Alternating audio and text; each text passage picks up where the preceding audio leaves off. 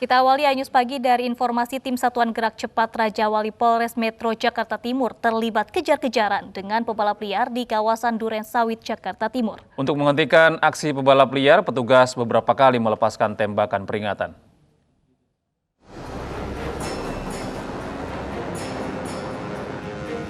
Sekelompok remaja yang hendak melakukan aksi balap liar di ruas Jalan Kolonel Sugiono Duren Sawit, Jakarta Timur seketika kocar-kacir saat mengetahui kedatangan tim Satuan Gerak Cepat Raja Wali Polres Metro Jakarta Timur Selasa malam. Petugas bahkan sempat mengeluarkan tembakan peringatan untuk menghentikan para pelaku balap liar yang memacu sepeda motor mereka dengan kecepatan tinggi. Salah satu pelaku yang bersembunyi di bantaran Kanal Banjir Timur berhasil diamankan petugas. Dari pengakuan pelaku, mereka hendak melakukan aksi balap liar dengan sepeda motor modifikasi. Berbekal informasi tersebut, petugas menggerebek sebuah bengkel yang berada tak jauh dari lokasi balap liar. Dari dalam bengkel, petugas berhasil mengamankan sebuah sepeda motor modifikasi yang akan dipergunakan untuk aksi balap liar. Selain sepeda motor, petugas juga turut mengamankan seorang joki balap liar. Memang dalam balapan liar ini memang sangat meresahkan dan membahayakan warga masyarakat. Karena kita tidak tahu apakah mungkin celaka, nabrak atau ditabrak atau jatuh. Nah, ini yang kita khawatirkan. Guna kepentingan pemeriksaan, 2 orang pelaku balap liar berikut sepeda motor modifikasi langsung diamankan petugas ke Mapolres Jakarta Timur. Dari Jakarta, Rio Manik, iNews melaporkan. Pemirsa, Satuan Reserse Narkoba Polres Jakarta Barat menggagalkan pengiriman ganja di Solok, Sumatera Barat. 2 orang pengedar beserta barang bukti ganja kering dalam karung diamankan. 2 orang diduga pengedar narkoba ini disergap Satuan Reserse Narkoba Polres Jakarta Barat di Jalan Lintas Sumatera, Solok, Sumatera Barat. Penangkapan diawali dengan pengintaian terhadap sebuah truk yang dikendarai keduanya. Saat diperiksa, polisi mendapati ganja yang disimpan di dalam truk yang terbungkus karung. Ratusan kilogram ganja kering yang disita polisi ini langsung dibawa ke Polres Jakarta Barat sebagai barang bukti. Penggagalan penyelundupan ganja ini hasil dari pengembangan tersangka dan penggerebekan ladang ganja di Sumatera Utara pada Januari 2020 silam. Tim Sat Narkoba Polres Metro Jakarta Barat melakukan pengejaran ke Sumatera Barat dan syukur alhamdulillah di Solok berhasil kita amankan 2 orang tersangka beserta ratusan kilogram narkotika jenis ganja. Ya, kurang lebih ada sekitar 7 karung besar. 7 karung besar. Jadi ini rangkaian cerita dari pengungkapan pada saat bulan Januari, yang pada saat itu kita dapat mengungkap 308 kg narkotika jenis ganja dan pemusnahan ladang ganja di Mandaling Natal. Ini akan terus berkembang? Ya, ini akan terus berkembang. Untuk lebih jelasnya akan dijelaskan. Petugas menggagalkan penyelundupan ribuan pil koplo ke dalam lembaga pemasyarakatan kelas 2B Jombang, Jawa Timur. Pelaku memasukkan ribuan butir narkoba ke dalam puluhan butir buah salak.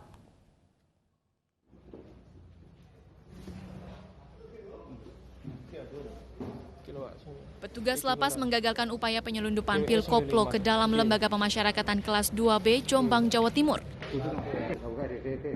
Seorang pengunjung berinisial VN diduga hendak menyelundupkan pil koplo kepada suaminya yang sedang menjalani masa hukuman. Pelaku VN sudah kedua kali menyelundupkan narkoba ke dalam lapas. Ia mengirimkan pil koplo ke suaminya yang sudah mendekam di penjara sejak 2 tahun lalu. Penyelundupan narkoba dikemas dalam buah salak dengan membungkus pil koplo dengan kulit salak yang diretakan dengan lem. Ada 32 buah salak, 9 diantaranya diisi pil koplo dengan masing-masing 190 butir. Total pil koplo yang berhasil disita sejumlah 1.815 butir. Dari keterangan pelaku, ia menerima permintaan dari suaminya melalui sambungan telepon fasilitas lapas. Di dalam sebuah kresek hitam itu berisikan lauk pauk buah, ada jeruk dan mayoritas isinya salak. Nah, setelah dibuka, kok dipegang ada yang dirasa beda seperti salak biasanya. Akhirnya kita buka mendetail, kita buka ternyata di dalam salak itu sudah dibuang isinya, diganti dengan pil yang diduga pil double L. Dari 30 salak itu 9 yang berisikan pil yang diduga double L. Sejak pandemi COVID-19, narapidana tidak boleh menerima kunjungan dan keluarga hanya diperbolehkan menitipkan makanan. Namun sebelum masuk ke dalam lapas harus melalui proses pemeriksaan. Dari Jombang, Jawa Timur, Muhtar Bagus, iNews melaporkan. Sebelumnya, Badan Narkotika Nasional mengungkap peredaran narkoba berkedok logistik pangan.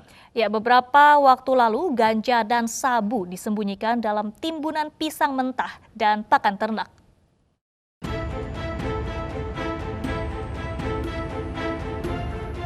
Pengiriman narkoba berkedok logistik pangan terjadi di daerah Bekasi dan Tangerang. Lebih dari 400 kg ganja disita dari sebuah truk yang membawa pisang mentah di Bekasi, Jawa Barat. Sementara sekitar 214 kg sabu disita dari sebuah toko pertanian di kawasan Cibodas, Tangerang, dan Banten. Pada penggerebekan di Bekasi, Jawa Barat 10 Agustus lalu, petugas Badan Narkotika Nasional menangkap sopir dan kernet truk yang membawa belasan karung berisi ganja kering.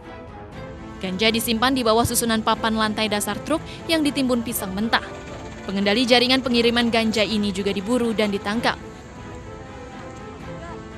Sementara penggerebekan sabu pada 28 Juli lalu di sebuah toko pertanian di Cibodas, Tangerang, Banten saat sedang bongkar muat truk. Petugas menemukan 200 bungkus plastik berisi sabu yang disebar dalam 50 kantong plastik berisi jagung. Total sabu yang disita seberat 214 kg. Ada 5 tersangka dalam 2 kasus ini dan seluruhnya akan dijerat Undang-Undang Nomor 35 Tahun 2009 tentang narkotika. Tim Liputan iNews melaporkan.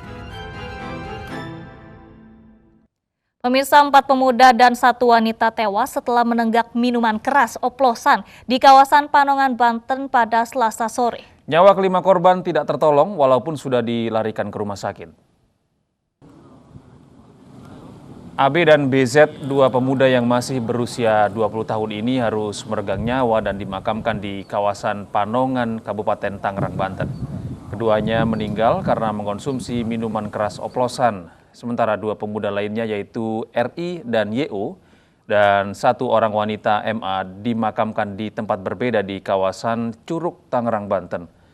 Sebelumnya kelima korban diketahui menggelar pesta miras oplosan di kawasan Ciakar, Tangerang pada Senin lalu. Usai membubarkan diri, kelima korban mengeluh sakit di bagian dada saat tiba di rumah masing-masing. Mereka pun dilarikan ke rumah sakit. Setelah perawatan selama 1 hari, kelima korban di rumah sakit berbeda akhirnya dinyatakan meninggal dunia. Polsek Panongan kini tengah melakukan penyelidikan asal minuman keras yang dikonsumsi kelima korban.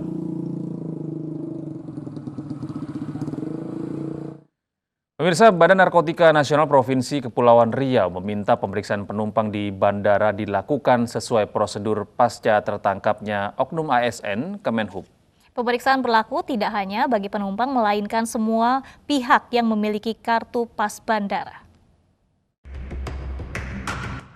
Rano Dwi Putra, oknum ASN Kemenhub golongan 2C yang berdinas di Otoritas Bandara Ngurah Rai Bali dan Maulida, teman wanitanya, diperiksa usai menyelundupkan 3,90 kg sabu di Bandara Hang Nadim, Batam hingga Selasa sore. Keduanya diperiksa penyidik BNNP Kepulauan Riau. Terkait lolosnya Rano dari pemeriksaan petugas bandara karena pemakaian seragam dan kartu pas bandara, pihak BNNP Kepulauan Riau berharap pihak otoritas bandara memeriksa seluruh calon penumpang sesuai ketentuan. Tetap melaksanakan SOP kepada siapapun. Jadi tidak melihat siapa yang lewat masuki bandara dengan pakaian seragam apapun, tetapi SOP harus dijalankan. Ini saran kami demikian. Sebelumnya ASN Kemenhub Reno Dwi Putra diringkus petugas Bea dan Cukai dan petugas Bandara Hang Nadim. Petugas menemukan 3 kg sabu yang disimpan di bagian pinggang dan paha. Pegawai Kementerian Perhubungan yang bertugas di Bandara Ngurah Rai ini ditangkap setelah teman wanitanya kedapatan menyimpan 1 kg sabu di dalam celana dalam. Keduanya merupakan penumpang transit dari Pekanbaru yang tiba di Batam Minggu sore. Secara ilegal, yaitu dengan modus body stripping atau dilekatkan di tubuhnya. Jumlah total barang berapa, Bang? Total barangnya mencapai 3.090 gram jenis sabu-sabu. Barangnya dari mana, Bang? Barangnya berdasarkan informasi awal dari wawancara, mereka mengatakan bahwa mengambil barang tersebut di Pekanbaru, kemudian berangkat ke Batam, dan akan tujuan akhirnya adalah Surabaya. Reno mengaku sudah 3 kali meloloskan sabu dari Pekanbaru menuju Surabaya. Seragam dan kartu identitas serta kartu bebas masuk bandara jadi modalnya melenggang masuk pesawat tanpa pemeriksaan. Dalam penyelundupan sebelumnya, Rano membawa sendiri barang haram yang diakuinya milik Kadek Joko, seorang bandar narkoba besar di Bali yang saat ini mendekam di lapas Kerobokan, Bali. Keduanya terancam hukuman mati karena melanggar Undang-Undang Nomor 35 Tahun 2009 tentang narkotika. Dari Batam, Kepulauan Riau, Gusti Yenosa, iNews melaporkan. Pemirsa, pengemudi dan pemilik perahu penyeberangan antar pulau rute Bau-Bau Pulau Makassar mengamuk di dermaga Pantai Kamali, Kota Bau-Bau, Sulawesi Tenggara. Mereka memprotes keputusan pemerintah daerah yang melarang mereka menerima charteran penumpang tujuan dermaga Wamengkoli, Kabupaten Buton Tengah.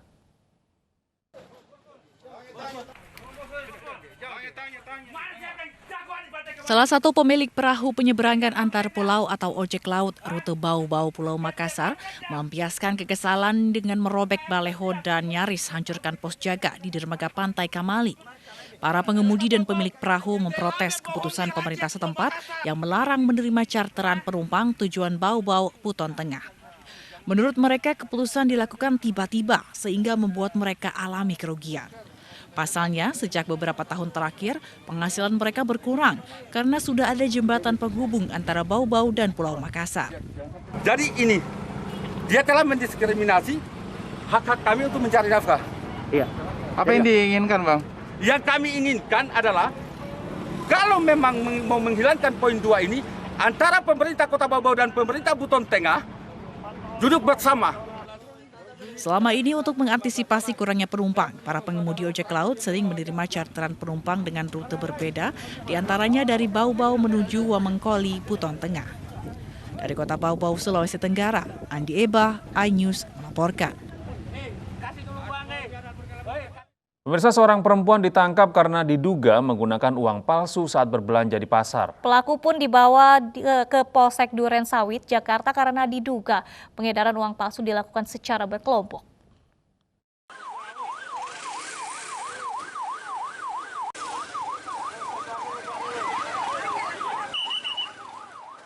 Perempuan ini ditangkap lantaran diduga berbelanja dengan menggunakan uang palsu di Pasar Depro Klender, Jakarta.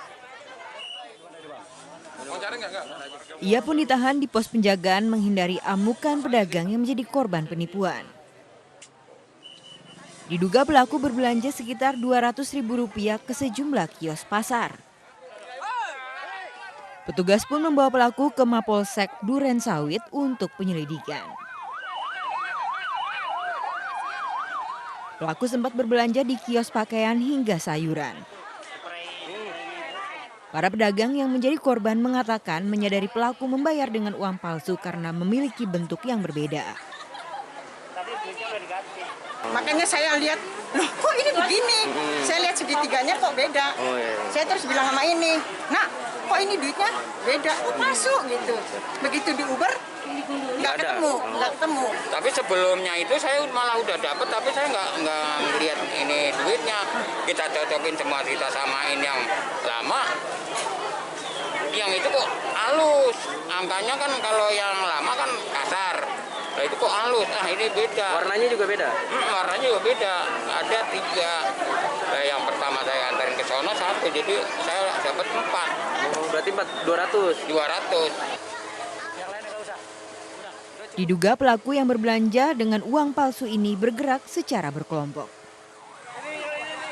Dari Jakarta, Rio Manik, iNews melaporkan. Pemirsa, seorang mantan anggota DPRD Gunung Kidul kedapatan mencuri pisang seharga Rp20.000 dari pasar tradisional Argosari Gunung Kidul. Tidak hanya sekali, pelaku diketahui sudah 6 kali melakukan aksinya.